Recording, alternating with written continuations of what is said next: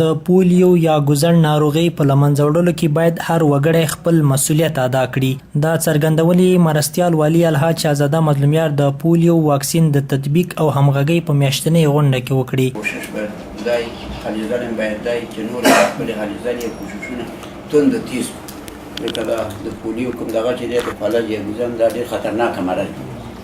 او دا مرض چې موږ او تاسې په شریک او په اتفاق دلته هر وخت راټولېږو او د دې مرض د مخه کولو دپاره هلې ځلې او مقابله او مبارزه کوو. د آینده نسلونو چې هغه د معصومو ماشومانو اطفالو ژغورنه ده د دې مرض نه، دا قابل قدر ده. علاوه د دې نه چې زموږ او ستاسې د خدای په وړاندې باندې او د لغمان د ولسونو په وړاندې باندې او د دې ماشومانو په وړاندې باندې یو مسؤلیت او مکلفیت او اسلامي رسالت دی. علاوه د دې نه زموږ دا وظیفه او دنده او وجیبه هم ده. نو الله دې ټولو ته همت او توفیق ورکړي چې د دې لپاره په شریکه خپلې هلې ځلې او کوششونه نور تند او تیز کړو. نوموړي ویل چې د لغمان د مرکز په ګډون دي د ولسوالیو هیواد ته راستانه شویو او داخلي بځای شویو کورنیو ټول د 15 کلونو کم عمره ماشومانو ته د ګوزڼ واکسین تطبیق شي. ښاغلي مظلومیار زیاته کړه هر وګړی اسلامي او ملي دنده لري څو د ملي پروګرام د ښه تطبیق په برخه کې فعاله ونډه واخلي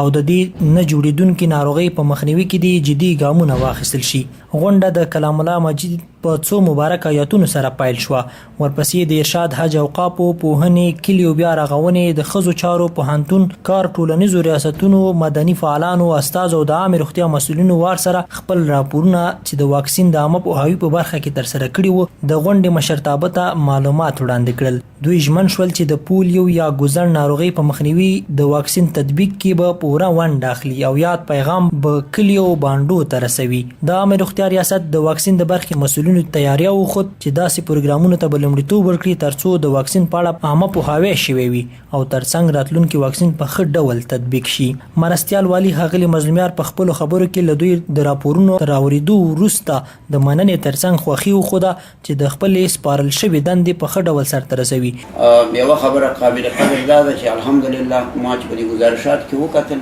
کومه مثبته واقعه په لغمان کې نشته دی او دا ډېره لویه او غټه خبره ده موږ لپاره، ځکه چې هم د دې ځای نه دا دغه بې نورو ځایونو ته انتقال او سرایت کوي او د دې نه موږ او تاسې الله تعالی خلاص کړي.